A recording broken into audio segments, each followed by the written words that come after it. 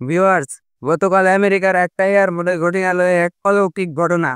ঘটনাটি ঘটে মূলত এয়ারপোর্টে অবস্থানরত এই ভদ্র মহিলাটিকে নিয়ে। এই মহিলাটি যখন ইমিগ্রেশন ক্রস করতে যাবে তখন ইমিগ্রেশন অফিসাররা তার কাগজপত্র চেক করতে গিয়ে ঘটে এই ঘটনাটা। তার কাগজপত্র চেক করতে গিয়ে ওই পার পরে যায় আমেরিকার এই এয়ারপোর্টে। মূলত এই মহিলাটি এসেছিল কোথা থেকে সেটা দেখতে গিয়েই অবাক হয়ে যায় এয়ারপোর্টে কর্মরত কর্মীরা। ইনি এমন এক দেশ থেকে এসেছিলেন যে দেশের কোনো অস্তিত্বই নেই পৃথিবীর মানচিত্রে।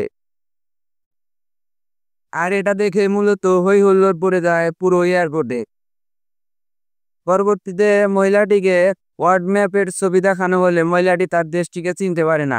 তিনি দাবি করেন তিনি এসেছেন তরেনিয়া নামক একটা দেশ থেকে এসেছেন, কিন্তু ইমিগ্রেশন অফিসাররা এই দেশের নাম কখনো শোনেননি এবং দেশটিকে পৃথিবীর মানচিত্র দেখতেও পাননি। মূলত এর জন্যই হই হুল্লোড় লেগে যায় পুরো এয়ারপোর্টে।